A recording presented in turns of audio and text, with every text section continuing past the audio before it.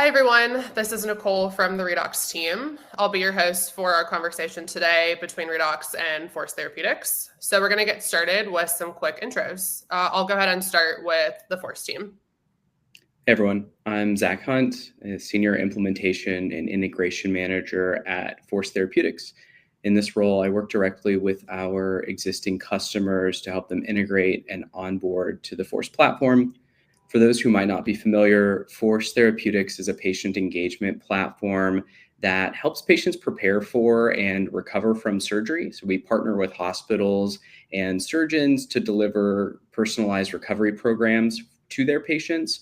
We equip clinicians with the tools that they need to extend care and monitor patient progress beyond the hospital walls.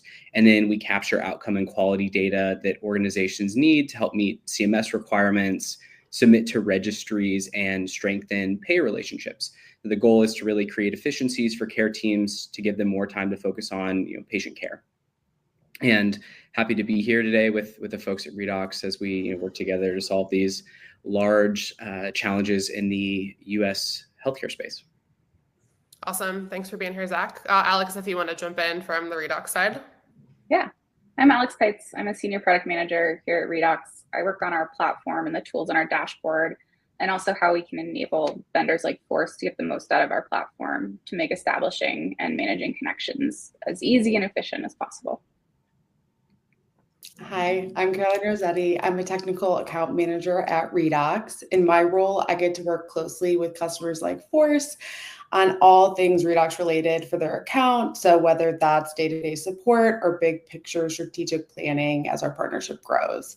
And then a little bit about Redox. Redox is a data interoperability platform that makes it easier for healthcare organizations to share data and connect systems. So whether you're a hospital, digital health company, or life science organization, Redox can help you integrate quickly and securely by translating data formats into a common language. Awesome. Excited to have everyone here today. Thank you for the intros. So we're going to have kind of a podcast style conversation today. Really our goal is to celebrate actually 10 years of partnership between Redox and Force. So very excited to kind of showcase how our unique strengths are combining to really help deliver value to healthcare providers and then ultimately to patients. So kind of as we know, the healthcare system is very overburdened. We're always seeking ways to deliver better care. Regulatory requirements and working with payers can obviously create a lot of complexity. So really trying to deliver a lot more value and quality to patients with fewer resources and some of those challenges. So it's really key to have a technology partner and partners in place to be able to enable interoperability at scale, really help to kind of extend the reach of care teams and empower them with the best quality data possible. So I'd love to, Zach, to kind of get us started here to learn a little bit more about how Force is being impacted by policy to kind of set some of that context for our discussion today. And then we'll dive into a little bit more of those challenges and how we're looking to solve them together. Yeah, sounds good. When Redox and Force first started working together in 2015, value-based care was just starting to gain momentum. And in recent years, we have really seen value-based care become a central piece of policy and is really changing how folks are thinking about interoperability in the healthcare space. And so one example of how Force has seen that is the CMS requirement to collect patient-reported outcomes preoperatively and 1 year postoperatively for total hip and knee replacements. And this is for individuals or providers must collect the data for at least 50% of eligible patients that are Medicare and 65 or older. And this impacts currently inpatient surgeries, but is also being rolled out to outpatient hospital settings and ASCs in the coming years. I think another example that is really coming into play in the next couple of months actually is the transforming episode accountability model known as TEAMs. And it's a mandatory episode-based alternative payment model, which covers 700 plus hospitals and really measures the expenditure and quality performance for specific procedures. So hospitals have an opportunity for both upside, but there is, the potential downside risk with that. And I think in both cases, hospitals and clinicians really need systems to help enable them to collect, configure, and report out on the data that's required here without adding additional burdens to their care teams. So you're really balancing the need to maintain patient care quality without raising overall cost. And we've seen that this is no small task. So that's sort of, I think, what brings us together today as well is just how highlighting how we are able to help hospitals, health systems find some efficiencies, reduce duplicative data entry through interoperability, and then be able to extract and analyze that data with ease. Hopefully giving time back to the clinical staff. Awesome. That's great context, Zach. We're excited to dive into the solutions, obviously, but I think for right now, we want to get a little more in the weeds on some of those challenges, really to understand from the Force side what this means for providers and how they might react and respond. And then also on the Redox side, how we're thinking about challenges to healthcare vendors in this space as well. So Zach, I'd love to dive a little bit more into some of those provider challenges. Yeah, two major challenges are really the amount of data in unconnected systems and lack of visibility into patient recovery outside of clinic walls. And as healthcare technology has advanced over the last few decades, and especially over the last 10 years, the sheer amount of data that is available has risen substantially. And the issue with that is so much of this data comes from different sources. It's hosted in different systems. It's in different structures and formats, most of which don't integrate with one another organically. And so you have these disjointed data systems, the leading hospitals and clinicians having to do a ton of manual work or potentially hire additional employees just to make sense of all of that. So not only is this increasing the amount of time spent on paperwork rather than the patient care, but it means that a lot of the data collected isn't utilized in a useful way, and it's sort of sitting unused. So this has downstream impacts on what we think of as related to regulatory compliance. It relies on having accurate, accessible data. And this sort of fragmented view really degrades the quality of care overall. And we see that leading to uninformed decision-making, potentially jeopardizing patient safety. And then, with that second challenge is the lack of visibility into patients progressing and what they're doing outside the clinic. So in most cases, physicians don't typically get to see or talk to their patients except during scheduled check-ins. And so if anything outside of those clinic walls isn't being monitored, if a patient's off track for their recovery after they leave the hospital, if there's some sort of pain that they're having or active infection, their clinical care team has no way of knowing. And so that leads to poor patient outcomes, and results in increased expenditure. Patients are now going to the emergency room, they're readmitted. And this slow adoption of remote patient monitoring to track this progress outside of the hospital walls can really snowball into bigger health problems for patients and additional workload for these care teams. And I think in many cases these are issues that could have been prevented with proactive, better visibility. Yeah, definitely. I think leaning into thinking about data infrastructure and how clinicians can access data, thinking about systems that are purpose-built, or the lack thereof, how do you feel like that potential lack contributes to that additional burden on care teams and then kind of that disjointed communication and approach with patients? A lack of purpose-built infrastructure is, I think, an appropriate way to put it. These are all sort of connected, and this challenge of non-purpose built, we see existing patient record systems that are used by so many hospitals and healthcare settings that aren't designed for provider utility. You don't get great, they're not set up for patient engagement, ease of interoperability and integration. But, the aim for these systems, really is to host patient records, maintain their compliance with health, IT, regulatory compliance. But because of the cost pressures that these folks face, and the current access that they have where they operate, it's often the case these systems are being used to try to solve problems that they weren't built to address. Specifically things like patient tracking, patient engagement, PROMs compliance. And so what happens in these instances are, patients aren't drawing value by having to use these systems, and that leads to low patient opt-in, low data being captured, little engagement, and then ultimately non-compliance, which both healthcare organizations and patients are paying a price for. And so I think in that way, this sort of like third challenge really contributes and is really tied to the first two challenges that were noted. Yeah, that's really interesting.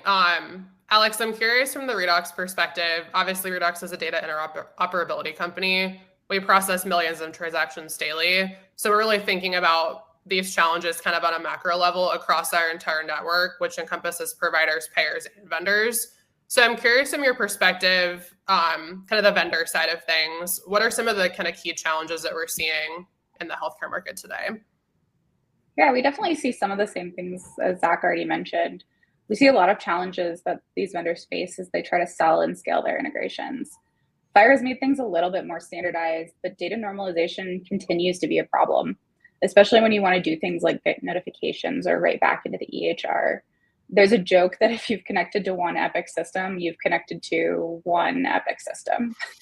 And that doesn't even account for the different ways that you'll see data come through from different EHRs, even with FHIR.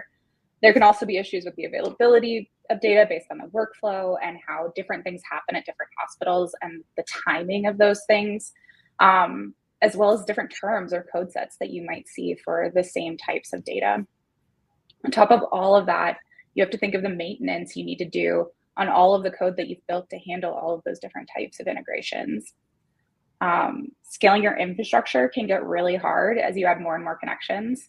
How are you managing all of the credentials? How do you account for spikes in volume or throughput? How many VPNs do you need to keep up? And finally, the lack of speed to get integration projects prioritized when you're selling to provider organizations and health systems can be a huge strain on a business. The IT teams are already overloaded and they don't know what to expect when someone asks them to set up an integration with you. They've been burned before by long timelines or really complex specs they have to conform to.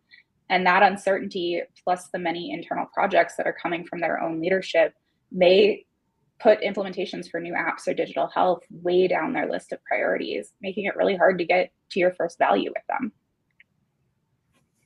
Yeah, okay. So between Zach and Alex sharing quite a few challenges across the provider and vendor space. So we'd love to talk about really how Force and Redox are coming together to tackle these challenges and really help deliver value across the entire care continuum. So I think starting, Alex, with you on the vendor side, really thinking about the data and integration space, what are some of the ways that Redox is helping to address these issues?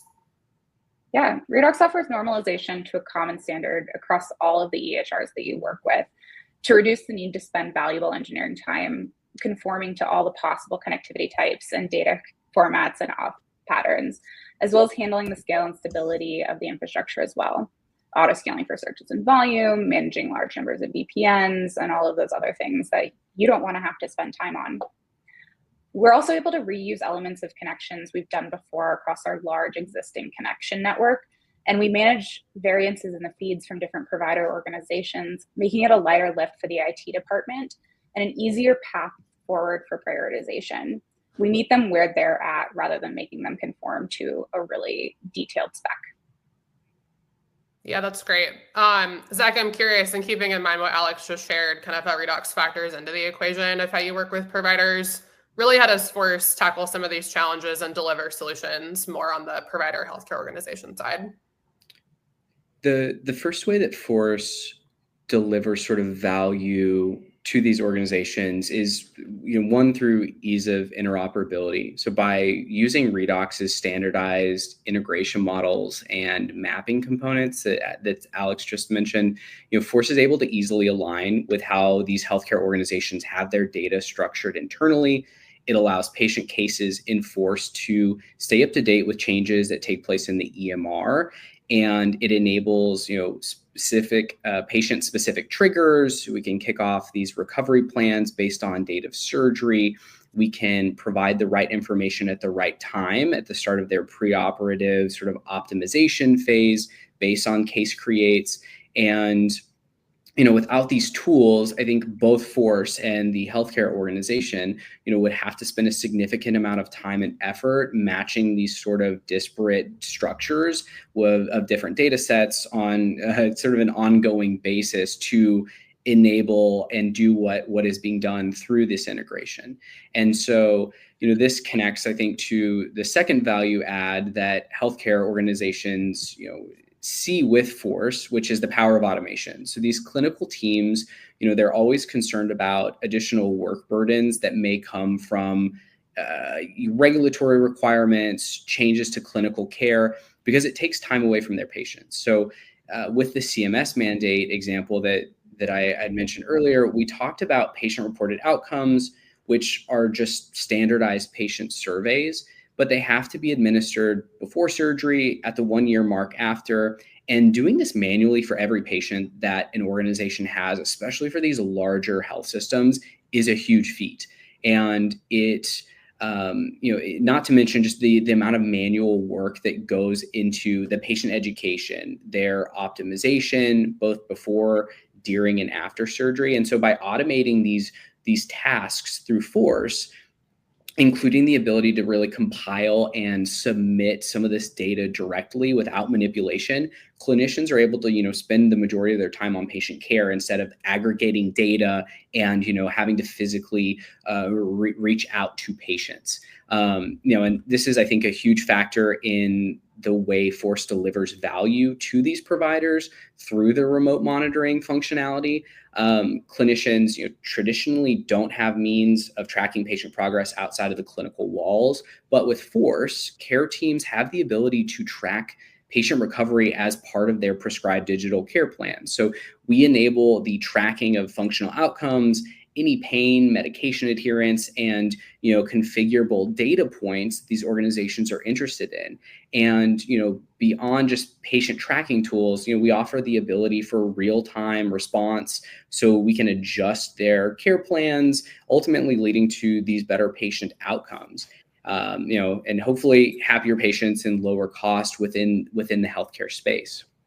And I think as all of this relates to the benefit of specialized vendors and how that comes into play, Force is designed specifically to engage with surgical patients for preoperative and postoperative optimization and education so that they can recover better, reduce clinician burden through all of these data analytics. And all of that sort of comes together with the help of Redox enabling through those standardized models that we get, the configurability and things of that sort. So, really able to get all of that packaged up nicely. Whereas I think historically we've seen these systems of record, they're not always accomplishing those goals effectively just because they weren't designed to engage with patients in that way. Yeah, that was a great overview, Zach. I was going to call out when you talked about some of the regulatory and compliance components a little bit earlier. That's a huge use case for us here at Redox. We find that takes a considerable amount of time away from clinicians delivering care. So I was really excited to hear you mention that in particular, just making that process a lot more seamless for providers and just giving them some time back in their day. Really great stuff. Really excited to hear about what Force and Redox are both doing. I'd love to transition a little bit, Caroline, to hear more about just our partnership and some of the highlights. Like we mentioned, we've been celebrating a decade of partnership. So I'd love to just get a quick overview of how Redox works together with Force. Yeah, happy to. Since September 2024, Redox has processed over 4 million transactions for Force, which is crazy, primarily through our patient admin and surgical scheduling data models. And we're actually really excited. We are currently working with Force on installing 5 new connections with healthcare systems across the US. So as a whole, like the Redox connection connects over 11,000 healthcare organizations through over 14,000 integrations, and we've worked with over 100 EHRs. Force being a part of that network, there's a good chance if they're looking to connect with an EHR or a healthcare system, there's a chance we already have an existing connection or insight, so we can help speed up that new integration as a result. Force is also a part of our connected solution page.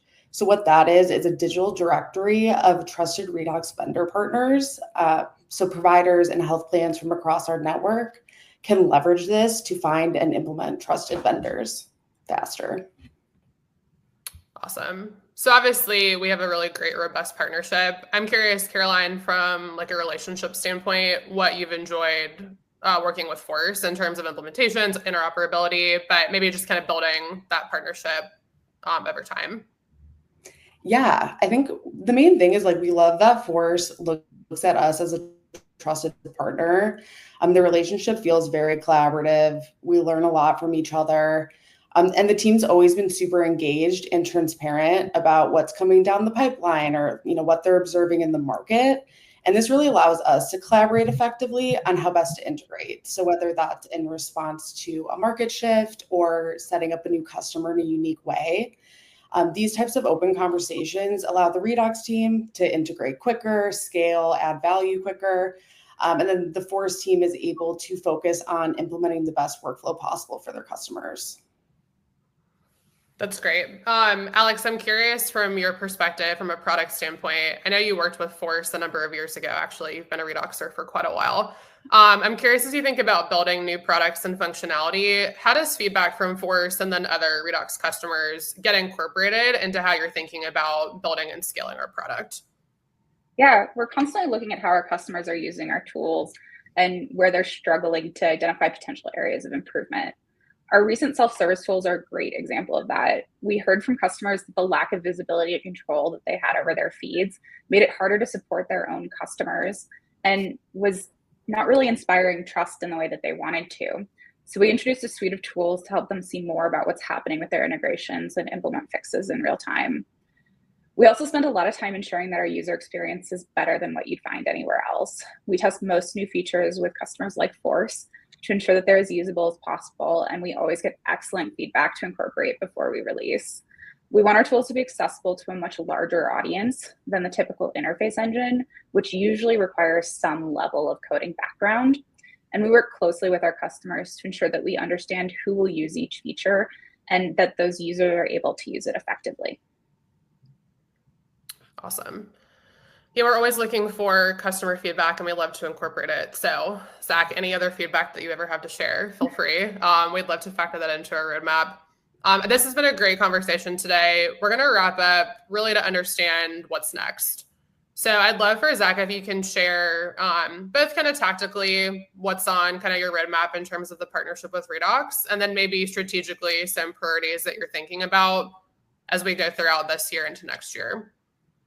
Yeah, so keeping an eye out for just effective technologies, continuing to improve the testing systems, and overall just effectiveness and efficiency, I think is really top of mind tactically. Looking forward, we're really excited to build out integration abilities with further customization of the data being sent to Force. The ability to manage filters, create translation sets, have insight into the logs is all very exciting. And we're continuing to use those functionalities and build them out a bit more robustly.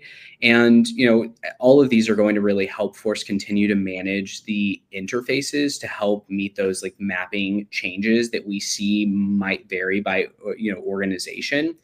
And strategically, it wouldn't be an interoperability conversation if FHIR wasn't mentioned a few times. I mean, everyone is very excited about that. Force is talking to multiple customers at this point, about using, modern APIs in the healthcare setting. That's always really exciting. And we're just overall continued, excited to continue to partner with Redox as we develop these newer interfaces, continue to go live with new organizations, and then at sort of, a very high level, the healthcare and health tech ecosystem is sort of somehow rapidly and slowly changing at the same time as it relates to interoperability. So CMS has their interoperability pledge around, data exchanges, making that easier and more accessible for everyone. So I personally am looking forward to see, what comes out in 2026, and always excited to continue at least another 10 years partnership with Redox. So we're very excited about that as well. Great. Well, I think that's a good place for us to end our discussion today. Thank you so much to everyone for joining us. We're really proud and excited of what Force and Redox have been able to accomplish together over the last decade, really kind of reimagining what interoperability can look like in this space and hopefully helping Force to provide the best care possible to patients at scale. Really thrilled about this 10 years of partnership with the 10 more to come. Thank you so much for joining us today.